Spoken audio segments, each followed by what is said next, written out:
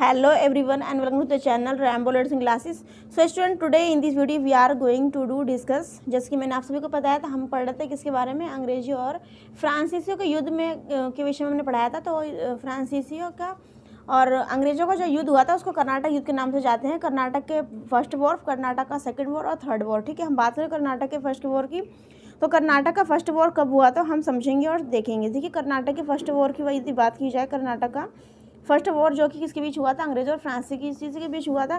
तो ये हुआ था स्टूडेंट 1746 से लेकर के 48 तक हुआ था, लगभग 2 साल तक चला था। इसके बाद में 48 में एक संधि हुई थी। जब इसको संधि का जो नाम है स्टूडेंट क्या है, देखिए मैं बताती हूँ मैं आपको। इस एक्सला की संधि क्या स्टूडेंट, एक्सला शापेल की संधि हुई थी। एक्सला शापेल की संधि हुई थी, तब जाकर के ये जो कर्नाटक का फर्स्ट वॉर था, ये जो है ना क्या हुआ था, रुक गया था। ठीक है, उसके बाद में किसकी बात करते हैं, कर्नाटक का सेकंड वार। कर्नाटक का कब हुआ था, कर्नाटक का सेकंड जो वॉर हुआ था, जो युद्ध हुआ था, वो कब हुआ था, तो ये हुआ था 1749 to 54। 1749 से लेकर 1754 तक हुआ था। ये करीब 5 साल तक हुआ था। तो उसके बीच जब संधि हुई थी, तो दूसरी जो संधि हुई थी उसे क्या बोलते हैं, पौंडीचेरी की संधि। क्या बोलते हैं, पौंडीचेरी की संधि।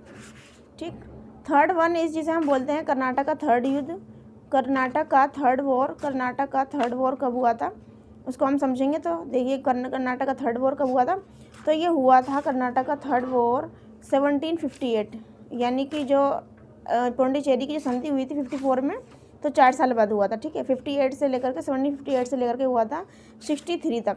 ठीक है, इसमें जो संधि हुई थी, संधि का नाम क्या है, पेरिस की संधि। क्या थी, पेरिस की संधि हो गई।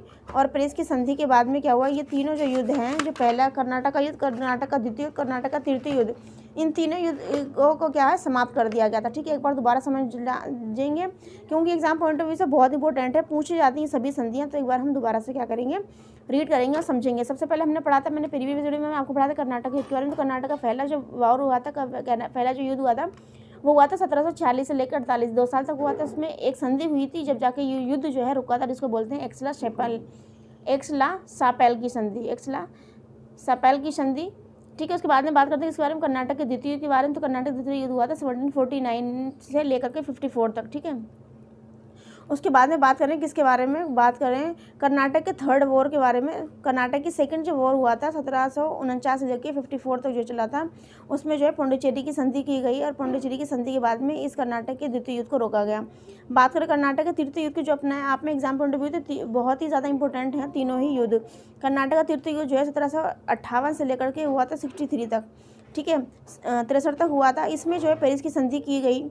ठीक है, आपको बताना है कौन कौन से युद्ध में कितना कितना टाइम ड्यूरेशन का समय है, और सबसे लंबा जो युद्ध था करीब वो 7 साल तक चला था। ठीक है, वो कौन सा था वो आपको मुझे कमेंट बॉक्स में बताना। तो आज का हमारा जो मेन टॉपिक जो है वो है कर्नाटक का थर्ड जो वॉर हुआ था, जो कि 1758 से लेकर 63 तक चला था। तो आपको मुझे कमेंट बॉक्स में बताना है, और ये आज का हमारा टॉपिक रहने वाला। तो चलते हैं अपने टॉपिक पर, तो देखते हैं कर्नाटक थर्ड वॉर के बारे में। तो लेट्स सी कर्नाटक का थर्ड वॉर। ठीक है, इसमें मैंने कुछ आपको पॉइंट्स पढ़ा दिए थे, इसके बारे में हमारे जो मेन पॉइंट कुछ रहते थे, हम उनको आज क्या करेंगे, डिस्कस करेंगे। ठीक है, एक बार हम क्या करेंगे, दोबारा से जो हमारा पॉइंट था इसको हम बारे में मैंने आपको पढ़ाया था। एक युद्ध हुआ था जिसको क्या कहते हैं, जिसको बोलते हैं बांडीवॉश का युद्ध हुआ था। देखिए, आपको लिखा हुआ है कब हुआ था, ये मैंने आपको क्वेश्चन पूछा था कि आपको कमेंट बॉक्स में बताना वांडीवास का युद्ध कब हुआ था, किसके बीच हुआ था।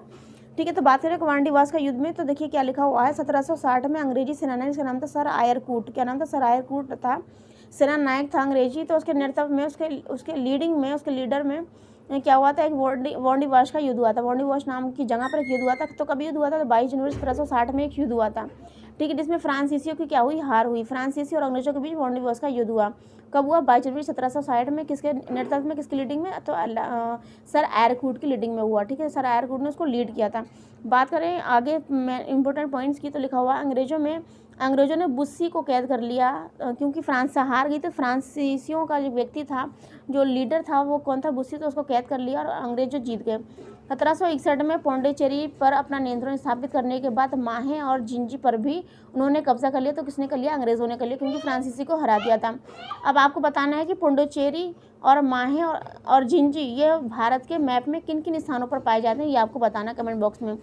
आगे क्या लिखा हुआ? तृतीय कर्नाटक युद्ध का अंत जो है 1763 में हुआ था। जो मैंने आपको बताया कि कर्नाटक का तृतीय युद्ध जो है कब 1700 किस से चला था? 58 से लेकर के कब तक चला था? 1763 तक चला। तो 1763 में पेरिस की संधि हुई और उससे तृतीय अंत जो है कर्नाटक का तृतीय युद्ध जो है उसका अंत हुआ। इस संधि के अनुसार क्या हुआ कि अंग्रेजों ने फ्रांसीसियों की भारत में विजित सारी फैक्ट्रियां लौटा दी। मतलब जो भी फैक्ट्रियां उन्होंने युद्ध में जीती थी वो सभी फैक्ट्रियां अंग्रेजों ने फ्रांसीसियों को लौटा दी।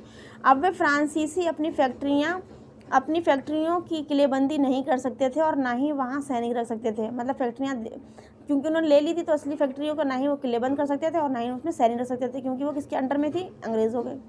अब फैक्ट्रियाँ केवल व्यापार केंद्रों के रूप में ही कार्य कर सकती थी। अब जो अंग्रेज़ों ने फैक्ट्रियाँ उनको दे दी किसको? फ्रांसीसी। तो उन्होंने कहा कि ना तो उसमें अपने सैनिक रखोगे और ना ही अपने उसको किलेबंद करोगे। वो सिर्फ आपको वहाँ पे क्या करना है? कोई किसी तरह का वॉर वगैरह नहीं करना है आपको, किसी तरह की वहाँ पे आर्मी रखना, सिर्फ और सिर्फ आपको बिजनेस के पर्पज़ से उनको चलाना है। ठीक है, ये शर्त रखी गई। तृतीय कर्नाटक का युद्ध जो है बहुत ज़्यादा निर्णायक था। फ्रांसीसी भारत में एक स्वतंत्र शक्ति के रूप में समाप्त हो चुके थे। फ्रांसीसी जो है भारत में एक स्वतंत्र शक्ति जो उभर करके आए थे वो अब समाप्त हो चुके थे। पेरिस संधि के बाद फ्रांसीसियों ने भारत में अपने राज्य विस्तार का विचार जो है छोड़ दिया। मतलब जो इन्होंने यहाँ पर किस तरीके से डुप्ले ने जो है अपनी संधि कही थी और कैसे करके उन्होंने यहाँ पर अपना राज्य विस्तार किया था भारत में, तो उन्होंने वो चीज़ छोड़ दी और अपना सारा ध्यान उन्होंने व्यापार पर केंद्रित किया। किसने? फ्रांसीसियों ने। पेरिस की संधि ने क्या लिखा? पेरिस की संधि ने भारत में फ्रांसीसी साम्राज्य की डुप्ले द्वारा मजबूत नींव को उखाड़ फेंका। जो कि डुप्ले ने किसको? अनवरुद्दीन के साथ में क्या की थी? विश्वासघात किया था। जिन्होंने मद्रास जीता था उन्होंने कहा था मद्रास में जीतूंगा, लेकिन मद्रास उन्होंने नहीं दिया था। आगे क्या लिखा हुआ? लगभग 20 वर्ष की अवधि तक चलने वाले कर्नाटक के युद्धों के बाद फ्रांसीसियों की हार ने यह स्पष्ट कर दिया कि भारत आगामी सर्वा अंग्रेज ही होंगे। यानी कि फ्रांसीसियों को जाने के बाद जो उस 20 साल तक फ्रांसीसी रहे उसके बाद में कौन आए? अंग्रेज़ ही आए। तो यहाँ पर ये बहुत ज़्यादा इंपॉर्टेंट है कि एक बार और दोबारा समझने की कोशिश करेंगे। एक एक पॉइंट्स को देखिए क्या लिखा हुआ है। अंग्रेज़ों ने बुस्सी को कैद कर लिया, जो हमने पढ़ा था अभी। ठीक है, क्योंकि फ्रांसीसी हार गए थे और 1761 में पुंडीचेरी पर नियंत्रण स्थापित कर लिया। किसने? अंग्रेजों ने। और बाद में माही और जिंजी नामक जहाँ पर कब्जा कर लिया। कर्नाटक तृतीय युद्ध का जो अंत हुआ 1763 में पेरिस की संधि के द्वारा कुछ शर्तों के साथ में हुआ। अंग्रेजों ने फ्रांसीसी की भारत में विजित सारी फैक्ट्रियाँ लौटा दी और वे फैक्ट्रियाँ जो अपनी फैक्ट्रियाँ जो कि किलेबंद करा करते थे वो किलेबंद नहीं कर सकते। कौन? फ्रांसीसी। और ना ही वहाँ पर अपने कोई सैनिक रख सकते हैं। फैक्ट्रियाँ जो थी केवल इस शर्त का आधार है ये, और कहा गया फैक्ट्रियाँ केवल जो है व्यापार केंद्रों के रूप में कार्य कर सकती हैं। तृतीय कर्नाटक का युद्ध जो है पूर्ण बहुत अपने आप में क्या था? निर्णायक युद्ध था। अब फ्रांसीसी भारत एक स्वतंत्र शक्ति के रूप में समाप्त हो चुके थे। पेरिस की संधि के बाद फ्रांसीसियों ने भारत में अपने राज्य विस्तार का विचार छोड़ दिया और अपना सारा ध्यान सिर्फ बिजनेस पे ही लगाया। ठीक है, पेरिस की संधि ने भारत में फ्रांसीसी साम्राज्य की डुप्ले द्वारा मजबूत नींव को उखाड़ फेंका। लगभग 20 वर्ष की अवधि तक ये कर्नाटक के 3 युद्ध चले, जो कि 1746 से लेकर के 1763 तक चले। ठीक है, 20 वर्ष तक करीब ये चले युद्ध। कर्नाटक के पहला वॉर, द्वितीय और तृतीय। कर्नाटक का पहला युद्ध और द्वितीय और तृतीय युद्ध। ठीक है, आगे लिखा और 20 वर्ष तक चलने वाले इस कर्नाटक के युद्धों की हार के बाद में फ्रांसीसियों की हार ने यह स्पष्ट कर दिया कि भारत में आगामी सर्वा अंग्रेजी होंगे। तो आज की वीडियो के लिए बस इतना ही। मिलते हैं नेक्स्ट वीडियो में, तब तक take care, bye bye, God bless you all. Thank you for watching and feedback me, take care, bye bye.